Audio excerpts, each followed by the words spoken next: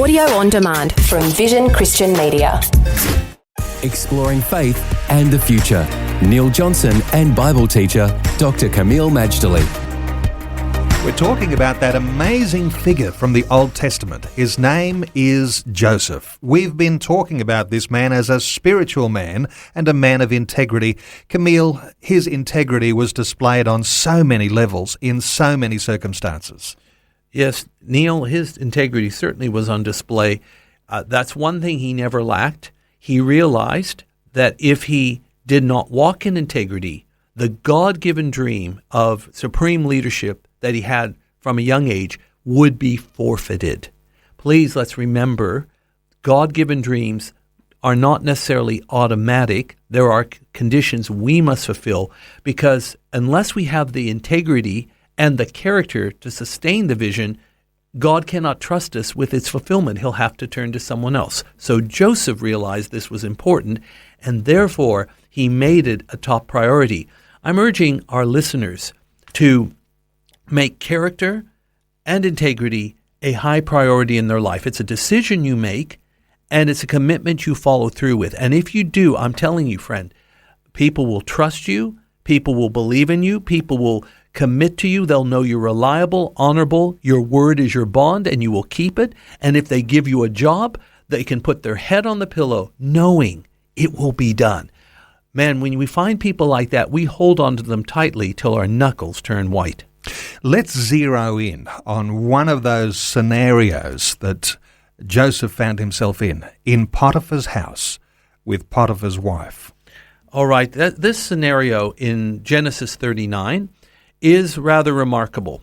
First of all, bear in mind that because Joseph had integrity, Potiphar trusted him. People of integrity you always trust, and rightly so. And he was so trustworthy, Potiphar didn't have to worry about anything. He didn't have to worry about the banking. He didn't have to worry about the management of the staff. He didn't even have to worry about what would happen to his wife. When Joseph was in charge, everything would be secure. So that trust was well earned and well placed. Now it was going to be put to the test because of Potiphar's wife. There are various scenarios here, but there's an extra biblical source, meaning it's outside the Bible. I don't know if it's true, but it's an interesting story. That Potiphar's wife had a name. I'm sure she had a name, it's just the Bible doesn't give it to her, but that her name in the outside biblical source is Zuleika. And she was really impressed with Joseph, but not necessarily for the right reasons. It says in verse 6 of Genesis 39 that Joseph was well built and handsome. In addition, Neil, I would add that he was probably very anointed. Now, when you're just a plain Tom kind of person and you're anointed, somehow you become attractive. Think about someone who's already well built and handsome and anointed, then they become absolutely irresistible. Think of him as the holy Hebrew hunk or something. Potiphar's wife, Zuleika, in this case, she's so enraptured with this guy that she holds a little party for her girlfriends, a dinner party. They don't care what's on the menu. All they care about is this hot maitre d', and that when he comes through the door, according to the story, they all gasp in unison, "This is not a man. This is an angel." As I said, the holy Hebrew hunk. Potiphar's wife doesn't beat around the bush. She gets to the point. Joseph, lie with me. Now, here's where the integrity shines forth. Joseph, number one, is trusted by Potiphar. He doesn't want to break that trust. But more importantly, he sees that fornicating or committing adultery, in this case with Potiphar's wife, is a sin against God.